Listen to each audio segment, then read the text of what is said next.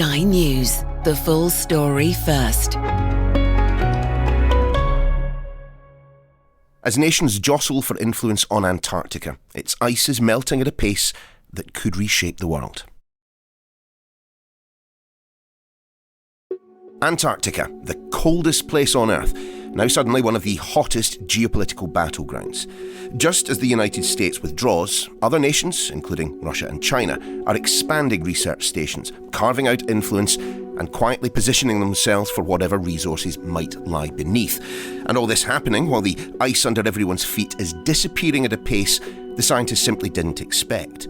So why the sudden interest in the most remote part of the Earth? And just how far could the effects of melting ice be felt? Our science editor, Tom Clarke, has just returned from the not-so-frozen south.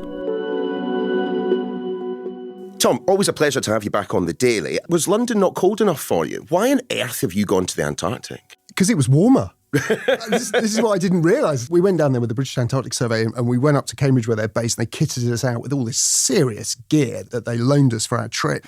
And we arrived, it's at the height of the Antarctic summer. Now, it can get really cold. The weather's very changeable, high wind, stuff like that. It was pretty good while we were there. There were sunny skies on some days. It was about -1, 0. And my wife was texting me from London saying, it's -5. And I was thinking, that's great. And also, what I didn't realise about Antarctica, it's a desert. It's really dry. So even though it's cold, you don't feel as cold. You do on a drizzly, freezing morning in London. Describe the place to me, because of course we have the Arctic, we have the Antarctic, and we tend to think of them as synonymous, but there are some pretty big differences. There are some fundamental differences. So the Arctic is a frozen ocean, which means from an environment point of view, climate change point of view, we don't have to worry about it so much in terms of raising our sea levels because all that ice is already floating on the sea and it's not going to raise them when it melts.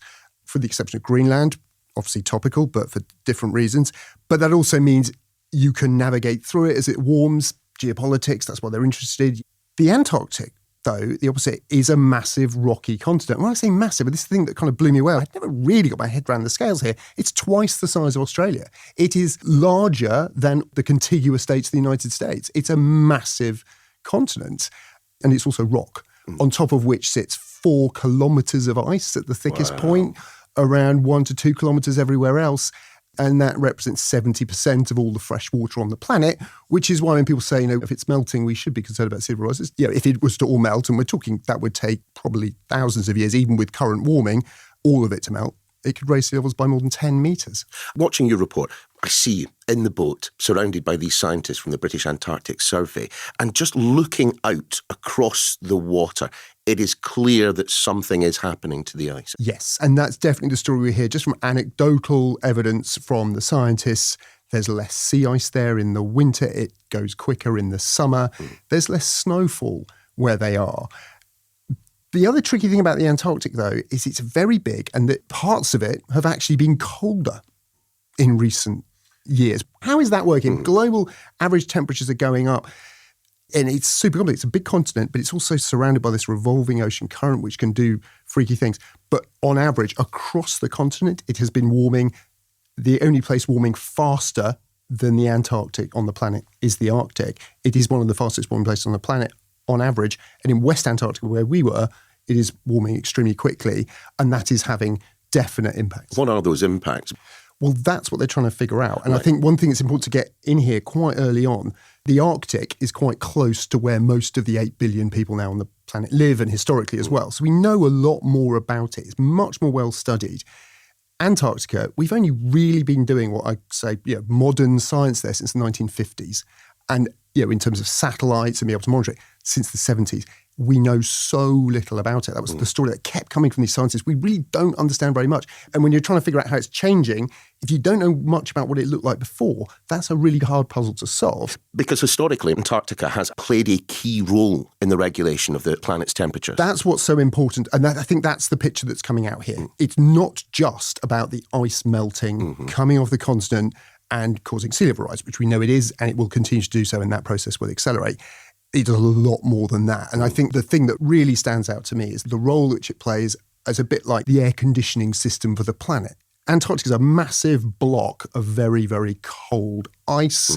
It's also at the poles, so it's naturally colder because of where the sun is. But because of the way it's set up, there's an ocean that goes all the way around it that's ice-free. And through that ocean revolves something called the Antarctic Circumpolar Current. Mm-hmm. It's the largest ocean current in the world in terms of the amount of water that it carries, but it's also the only one that connects every other ocean on the planet.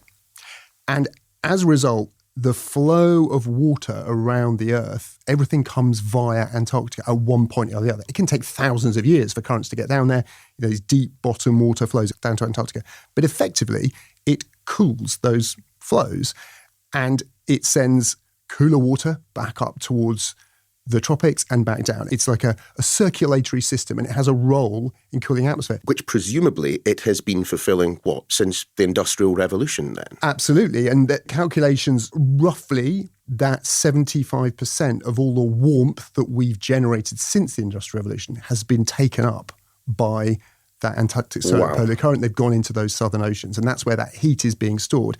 And also more than 40% of all the carbon emissions, because the sea absorbs all that carbon. So it's a really important thing. Where we worry about what climate might do to Antarctica, so often we talk about sea level rise, and that is happening and will happen over centuries. But I think the much more immediate and relevant concern is the role of this current, because there's already evidence all that fresh water pouring off the continent through melting might interfere with its flow. If that starts going haywire, we really do need to understand it pretty quickly, because it could have significant impacts on how quickly the planet warms. Just explain exactly how Antarctic ice, or this current flowing around Antarctica, has sucked up the heat from the planet. It's oceanography, and whenever I speak to oceanographers, I suddenly realise those simplifications, they fall apart pretty quickly. Yeah. So if any oceanographers are listening, I apologise for this crude description, but I think I'm getting this right. So what you have is warmer water flowing down from higher latitudes to the poles, right? And warmer water floats on top of colder water in the ocean. And as it cools, as it gets down towards the Antarctic, that cools it and it sinks. The reason they're concerned is we're talking about melting. Weird bit of ocean physics here. Warm water usually floats on top of colder water, but fresh water floats on top of salty water because it's less dense, right? Because it's not got salt in it. Okay. So you've got this weird situation in Antarctica where you've got all this melt water coming off. That's fresh water, remember? That pours off, sits on top of the ocean water, messing up that process, that flow, that current system. And that's what they're thinking they're seeing in these signals in the ocean currents that could be interfering with the dynamics of that massive system that I think any oceanography feds say they're really only starting to get their heads around. They know quite a bit about it, but there's a lot more to learn. It's a very, very big continent, lots going on. Explain the concept of the underwater tsunami. When you think about what I was just describing, you've got layers. You've got cold, fresh water at the top. You've then got warmer ocean water below. And if you have, and remember it's warm water that's coming down to Antarctica before it cools. We're interested in that warm water. If you have an underwater wave, some kind of tsunami-sized thing, the reason they're using the word tsunami, we're thinking tens, maybe 100 or more meters high, these waves. If those waves are propagating through layers, it's a bit like a wave between water and air. It can break and mix those layers up, okay? Now, if you sit at the end of a glacier, and we did, because I wanted to get great pictures of a big block of ice coming off a glacier, it doesn't happen very often. It's sort of happening on a kind of daily, maybe a couple of days. A big chunk will break off in the summer when it's melting the most. How big potentially are we talking? Enormous. I mean, it depends on the size of the glacier. The glacier we were filming is 40 metres high above the sea, but below the sea, 150, 200 metres of ice going down before it stops where it's floating on the sea below. When a piece breaks off that, it's the size of a massive, London tower block. Of course, that's going to create quite a splash. So it's not happening very frequently, but remember, Antarctica is enormous and it's fringed with glaciers, all of which are calving. Add all that together, these waves could be having an important role in mixing all that together. And you might think that's a bit niche, does it really matter? What the science is saying that it really does, because the only way we can really figure out what will happen in future is to make computer models of these things. And right now the models, we know we've got this current and that temperature and we've got tides and they've got those in their model. If there's something else that's speeding it up, it could be a very small number, but put it into your model, it can make a very big difference. I mean, how bad could it get if this ice melt is having the effect that some scientists assume? The place you have to look, if you want to know how bad it could get, is something you might have heard of, the Doomsday Glacier. The scientists don't really like that name. It's called the Thwaites Glacier. It's about 1,000 miles south of where we were, also in the west of Antarctica.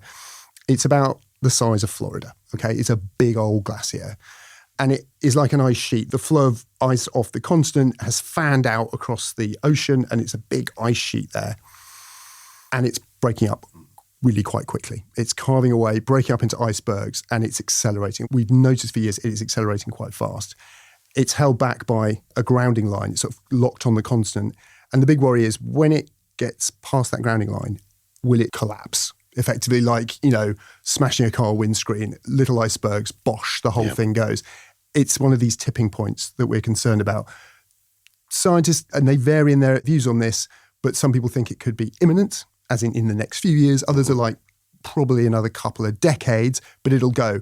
And the reason Thwaites, though, is the worry, and the reason when you ask how bad could it get, it's like a cork in a bottle. It sort of holds back something called the West Antarctic ice sheet, which is huge. Right. It's a very large amount of ice, enough to raise sea levels by between 3 and 5 metres. And for coastal communities, that could be the end of those coastal communities. Cities like Mumbai, most of Bangladesh, it could have a big, big impact. If Thwaites goes, which we think it will, the West Antarctic ice sheet will inevitably sort of start to melt, but it will be probably 23rd century. So 200 years from now, we'll start to see the real melting of the West Antarctic ice sheet. I mean, have we just focused far too much on the Arctic when it comes to global warming then? There's justified reason to look at the Arctic, even though it's not going to contribute to sea level rise in the same way. Greenland has a lot of ice and it's a rock as well. So there's a lot of sea level rise potential in Greenland. So there's definitely an interest from a global change point of view there. And also the Arctic is very important, reflecting heat. It is important. But because we know far less about Antarctica and because it plays probably the largest role in dictating how fast, because of the ocean current thing we were talking about in terms of its store of heat in the oceans, it probably plays the largest role other than carbon dioxide emissions in dictating how warm the planet's going to get and how quickly. So from that point of view, we really do need to understand it better and try and pick up any signals it's giving us as early as possible. On top of all of this, what has been fascinating to me is the recognition that there are big games of geopolitics going on when it comes to the Antarctic. I mean, Donald Trump's administration isn't investing, though. It's actually pulling out. Yeah, this is the fascinating thing. So you've got Europe and America squaring off over Greenland, Donald Trump making clear plays, for territory there. But what I think is fascinating is when we're down in Antarctica, it appears the opposite's happening. I don't think it's intentional, but that's what's happening. So Donald Trump has made it very clear he doesn't want to support climate change science or any research to do with this. So what he's done is he's axed the budget for the National Science Foundation when it comes to Antarctic research. That's the body that funds science in Antarctica. And as a result, America can't deploy as many scientists as it used to. It's also removed the lease for America's only Antarctic icebreaker called the Nathaniel B. Parma. It's gone back to its base in the Gulf of Mexico, leaving American scientists with no icebreaker this year. And I wonder what Donald Trump would think of this. When we're down there, we found out that Ukraine, which has an Antarctic base, it has an Antarctic research ship. Interestingly, it bought off the UK when we got a new one. The Americans had to borrow it this year just to continue their operations, whereas America used to be a big leader down there. It had all the assets. Other people used to borrow their kit to do stuff. Now it's the other way around. I was on the UK's new icebreaker ship, the David Attenborough, which is owned by the British Antarctic Survey.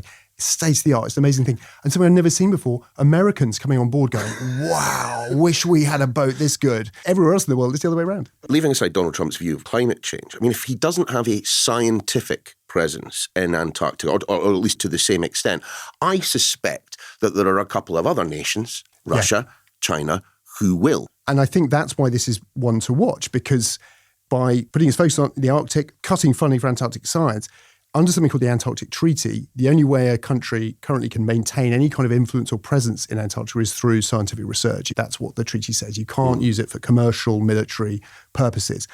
And that's what we do. I mean, I think there's no secret made of the fact that the British Antarctic Survey, yes, its primary function is science, but it's also there to establish UK presence. We have a territorial claim to a wedge of Antarctica. Initially, we've got a research base, Rotherham, where we were, the West Antarctica, the one further to the east, called Halley 6. They define the territorial boundaries of Britain's claim. That's the game that's played down there. And what we've seen recently is Russia has been increasing its interest. Last year, it announced it's made a big oil discovery. China is also, although it doesn't have a formal claim to Antarctica, and it's never made one, it doesn't have to, it's meant to be preserved for everybody. But China has been massively increasing its presence there. We saw China's new icebreaking ship. In fact, while we were in Antarctica, China announced it was opening yet another research base, putting more scientists in Antarctica. They aren't, as far as we know, doing anything remotely nefarious, but China are trying to increase their influence through this process of science. Yet we see America stepping back. That shifts the geopolitics. I think that's significant. And given China is interested in feeding its population, they make a lot of noise about the fishing and things like that. And one thing that was put to me, and I think this is really interesting, is so far everyone's honoured that treaty, the Antarctic Treaty. They're not using it commercially. There's been no direct challenge. But what if there was, or what if someone's interested too, and they say, look, if you look at the way the language of geopolitics is changing with the way Donald Trump's talking about Greenland and the Arctic and having what he thinks he deserves or what should have, if that's the new face of how geopolitics is done, other countries could turn around and say, well, we could do the same in Antarctica. You only go back a handful of days ago from Antarctica. What is your lasting impression of the place? I was surprised by how harsh it is in one respect. That the land is frozen. There's nothing except some moss and a few algae in the ice. Nothing grows there. But in the oceans, it was totally different. There were humpback whales in the bay where we were every single day. One day they counted 30 to 40 humpback whales out in this bay. Seals, sea life like you'd never imagine. And that's this amazing contrast that you just don't see anywhere else. And it was unbelievable, spectacular, and I literally can't wait to go back. Tom, many thanks. Antarctica used to be the blank bit at the bottom of the map. Now, geopolitics has waddled south to join the penguins. But the melting ice doesn't care who gets a strategic foothold. It cares only that the world is warming and what we do about it. The Sky News Daily is back tomorrow.